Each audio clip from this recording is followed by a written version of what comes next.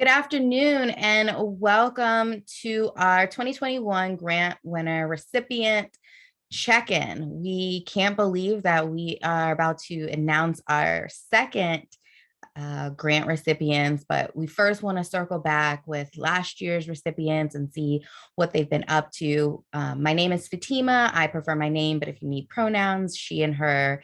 And I am one of the co-founders of Collective 365. We are a grant giving organization, and we are rooted in giving back and celebrating Black and Brown communities in DC, Maryland, and Virginia by way of grants to individuals, groups, businesses, and nonprofits who are doing work not only with, but for Black and Brown communities. And so today we have Shawn, who's one of our recipients. And Shawn, I would love to have you introduce yourself and tell us about your organization, maybe why it was founded. Yes, thanks, Fatima. My name is Shawn Hawkins, and my nonprofit is World Academic Sports Team, Inc., or WAST for short. And WAST helps underserved student athletes get scholarships to go to college to play sports. And we give them the information on the recruiting process.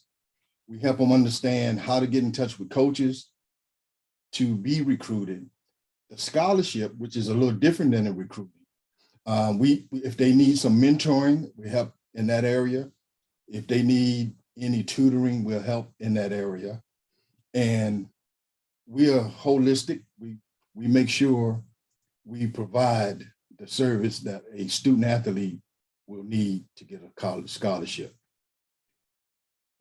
Awesome. So that's a really unique service that you're providing. Are you able to share a little bit like how you came about doing that? Like, how did that idea come to life? Yes, thank you. So what happened back, I would say around 2003, I had a son that was 6'3", 315, playing offense and defensive tackle. And he had the academic piece and he could play football, but politics set in and I had to help him get a scholarship. Okay. Because sometimes the coaches don't help them get scholarships, and sometimes that's not their job. And so I jumped in and did everything from putting highlight tapes together, sports resumes, sending a whole lot of information out to colleges. And he finally got a scholarship at the Division II level at West Virginia State. And while doing that, a lot of other parents from that private school started asking me about the process and what I did for my son, Mike. Right. That's how I got into it. But what happened was when I was doing basically, I had a different company and I was doing highlight tapes and sports resumes. Okay. And every time I got a highlight tape, as long as you're doing real well on the court, the field, the track, the swimming pool, you're doing well, I can help you with those highlights. I know how to put those together. But when I was doing what you call the sports resume or the profile, every time I get to what you call the academic piece, I kept seeing that the GPA was low. The core GPA was low, and I'll go into that probably later, core. And the SAT and ACT scores were low. But by the time I was getting these kids, they were either in high school, but mostly I would say majority of them was in like the 11th grade. And that's real late for the whole thing. So because of those grades, I started World Academic Sports Team, the nonprofit, as opposed to the for-profit that I had. Oh, wow. I just learned something new. I always assumed that if you were good, somebody was going to find you, and that was it. Like, I didn't know that there was a process, and I knew that, you had a highlight reel, but I always thought your coaches did that. Like, I had no idea. That's not part of their job. When they sign a contract, it's not to get you in school. It's to win a lot. This coaches come and go. And their job is to win. Now, some of them help, but that's not really the job. And then Okay. people like me that come in and Okay. help, you know. Wow. Well, thank you for sharing. Like, that's great to know because yeah, I had literally a lot of assumptions, and I'm sure a lot of parents that you meet have similar assumptions about that process. So when you talk about helping students with their GPAs, putting up this resume and these highlights together, um, what did that look like during COVID when there wasn't any sports happening? I would argue there wasn't really much school happening either.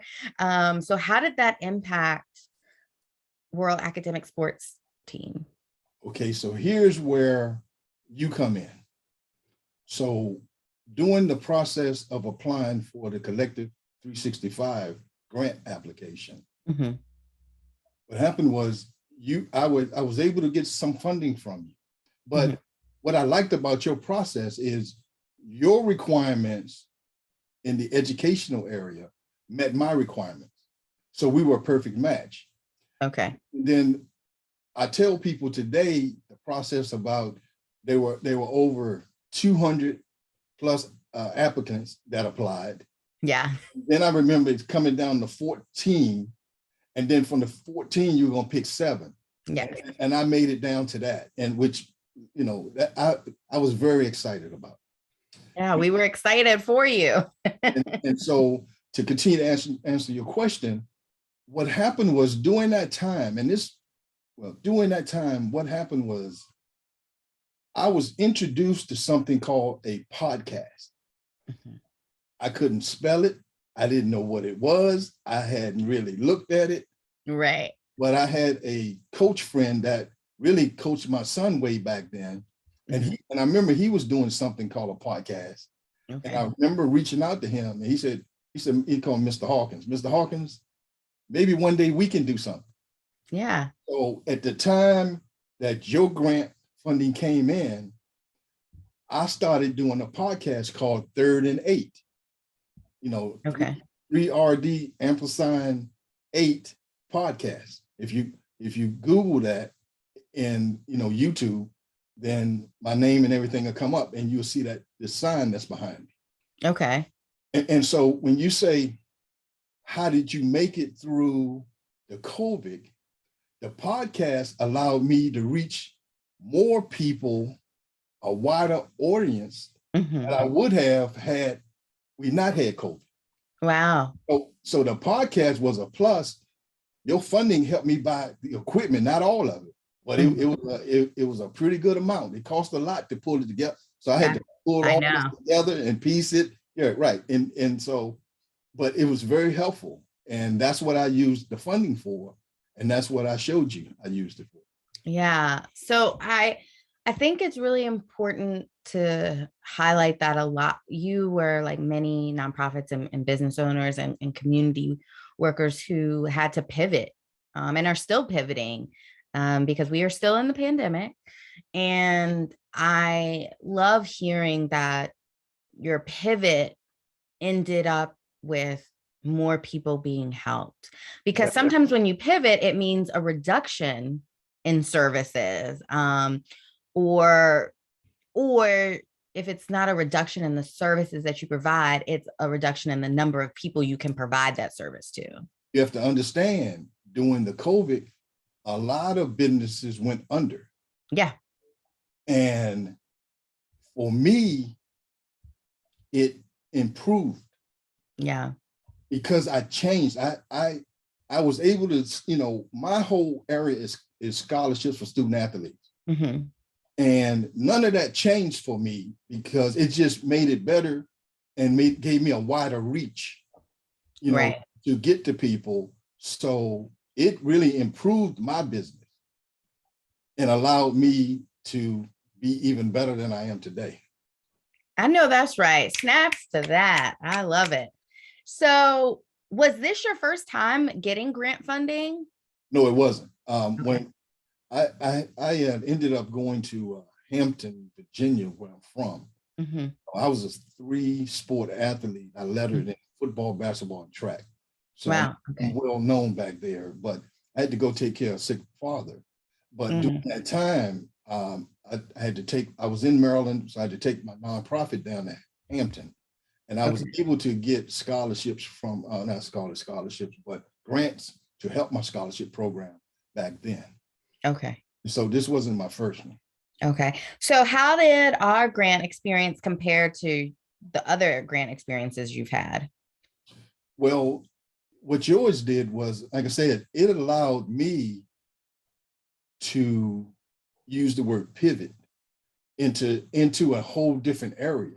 Mhm. And that's what we talk about. So because my requirement is so strong, meaning I'm solving a problem, which Mhm. says help these student athletes.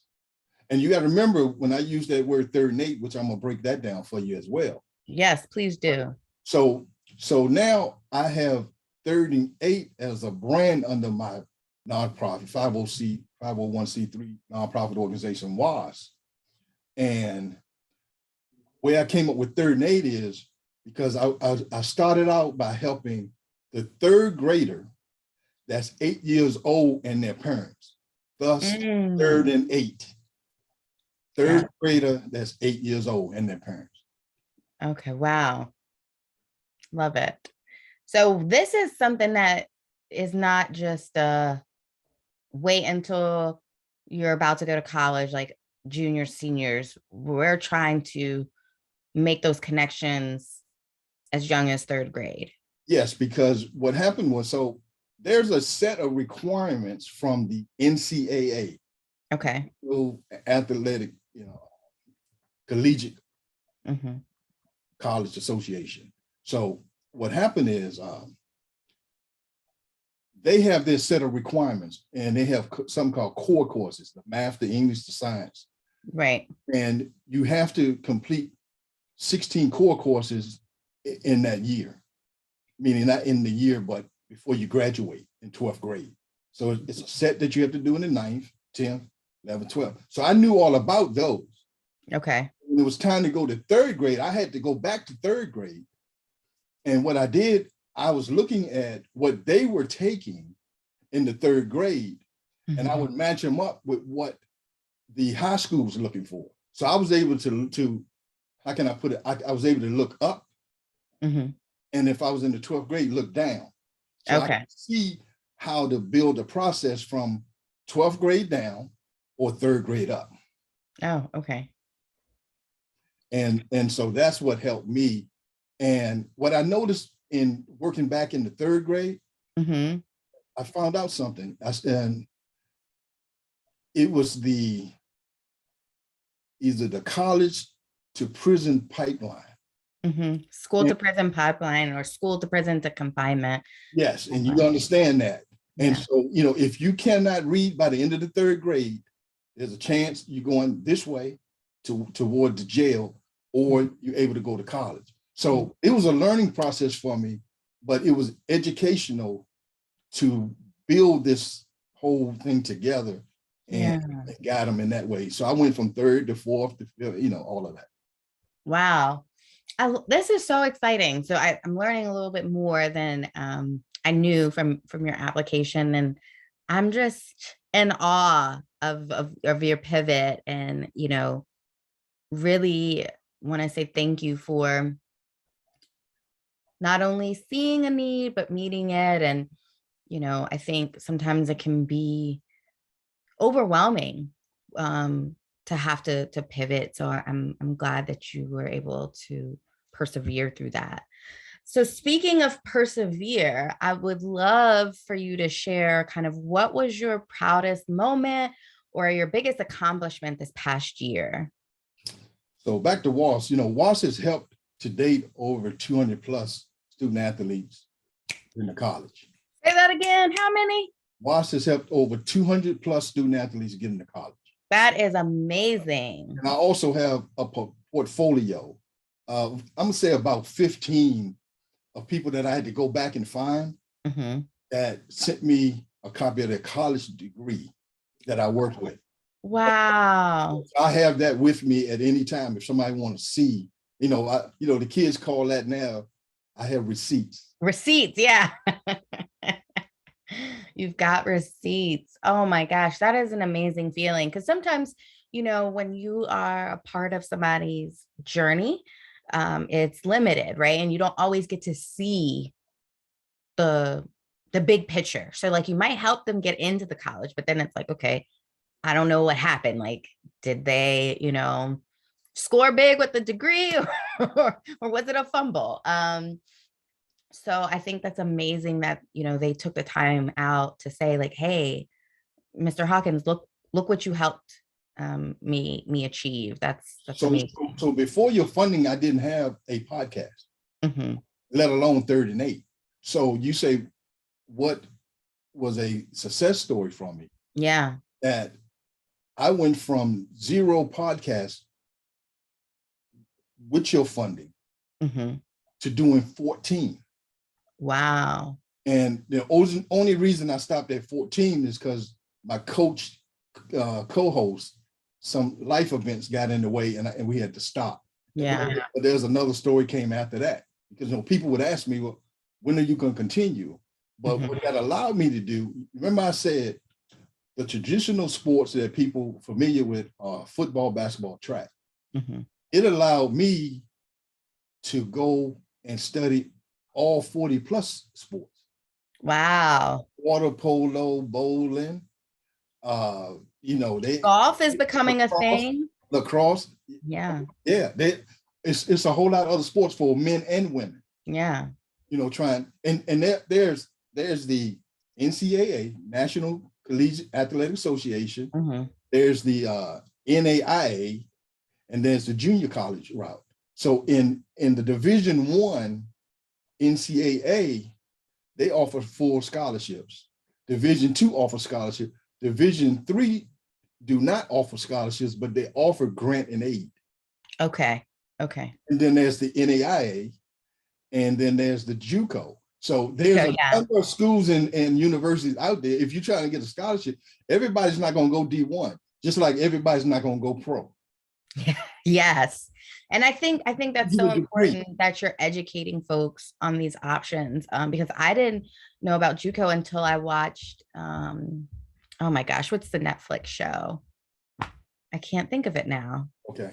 About the football league? Yes. Okay, so that's when I first heard of it, but just letting students know that there are options and like the world's not coming to an end if you don't go D1. And then also thinking about like, what does a scholarship entail? And I'm sure you explained that. Yeah. Now it's a little different because they can get compensation, but I had a lot of friends growing up that were collegiate athletes, and sometimes they were like, yeah, we're hungry. And I was like, well, I thought you were on a full scholarship. They were like, yeah, like I don't pay tuition, but like I'm not getting money for my meals. And like if I miss, the dining hall hours, like I'm just out of luck. Like, and obviously I'm saying yay for NIL, name, image, and likeness. That's where the college athletes are going to make it. So I didn't know all of that. And so I think that, not that you need to hear this, but the service is so important, especially when we talk about Black and Brown students who are often put in these positions. And let's be honest, they're literally just being used to bring in dollars to the institution. And so being able to position them in a way that they are making conscious decisions, I think is so powerful. So thank you for that. Yeah, and so to add to, what was a positive side for me was that I was able to do 14 podcasts. And so if you go back to the first one, it'll bring you all the way up, or you go from 14 down, and you'll see. And what I tried to do was, if I was talking about the third grade, I threw a sport in there. Let's say football. Talked about the fourth grade. It was a what do they have to do academically? How fast or how should they be reading or writing? What courses they should be taking? But I would also throw a different sport. Yeah. And so I made it up to 14 before I pivot to do something else to come back again. Nice. That is definitely Nothing short of a huge accomplishment because for those that don't know, having a podcast is a lot of work. I used to have a radio show, and it's not just as easy as like, oh, you're just coming on a mic and you're talking. It has to be produced. There's editing, like there. I mean, you also have to develop your content. I had to write scripts. Yeah, you know, I and never wrote a script before, but I had to make it. Once I did the yeah, first one, it was a boilerplate, and then I just filled in. But yeah, yeah. And then if you have a guest on the podcast, it's a lot to coordinate. So I just want to like pause and say thank you for sharing your accomplishment. And like I said, I'm just so glad that the timing of the pandemic, while it's been horrific, and our grant funding allowed for something beautiful to come out of it, because there's been so much loss during COVID, and to see something beautiful come out of it is really great to hear. So thank you for that. We have 3 minutes. So I want to ask our last question. What advice would you give to, and you can answer this in one or two ways, athletes and parents who are listening, or what advice would you give to an up and coming person who's trying to start their own nonprofit or business or do something in the community? You can answer that either way or both. okay. So right now, I sit here as a retired federal government employee. Okay. And I was a program manager. And I was at the executive level. And so I lived by requirements, cost, schedule, and performance. Mm-hmm. So if I translate that over to the 501c3 nonprofit WAST, I still live by, I'm executive director, mm-hmm. equals. And then I still live by requirement, and the requirements and all that help me solve a problem. I'm a problem solver. Yeah. And the problem now is to help these student athletes, 3rd grade to 12, and their parents, and people who are listening that's trying to get into this type of business, to understand you have to have a problem you're trying to solve. You have to document. All your paperwork has to be documented. And I would suggest them to just put together a 5-year plan. Because what happens is when I used to be a program manager, even though I may ask for this amount of money, what happens if I don't get it? Does that stop me from solving the problem? Or can I do something less? Like I did with, I remember when I went through your process, I asked for a certain amount. Yeah. I didn't get it all. Yeah. But what I got, I was able to use it. Yeah. And I still was able to solve my problem. Right. So you got to put together a 5-year strategic plan. Yeah. I had to do that when I applied for getting to GuideStar. Mm-hmm. And I pulled all that together, and I was able to get to their highest level last year, which was platinum. And that's on my website. Wow, congrats. So you have to document, you have to have what I call a real problem you're solving. Mm-hmm. You document, and you got to be able to pivot. Yeah. We use that word. And see, for me, scholarships haven't gone away, but it also replaces this information I keep hearing on the news, which they call student loans. Mm-hmm. And people get the student loans, go to college, then they're in a lot of debt when they come out. Scholarship, if you do it right, then you're good, and it pays for that degree. Yeah. If you're going to get a scholarship, make sure you stay in there long enough to get a degree, because only less than 1% make it to the professional level. Yes. This was all great advice. And for anyone that's watching, although we primarily promote that we provide grant funding, we also offer capacity building. And so regardless of whether you get your grant funding or not, we seek to pair our grant applicants with our members who can provide either pro bono, meaning free, or low cost services such as strategic planning, like Mr. Hawkins mentioned. Because while you may be an expert in like this addressing a problem, sometimes figuring out how to write that out or who to connect with can present its own challenges. And so if we can be of support, please access us. Our next grant application won't open until February 1. Please visit our website, which is above me, www.collective365.org. On behalf of Collective 365, Shawn, thank you so much for taking the time to catch us up. And I definitely will reach out to you to find out the link so that we can promote that on our social media so folks can check out the 14 and the future series coming out, because I know there's more from you on the way. Yes, so thank you so much. And I hope you have a great day. The same. And thank you very much as well.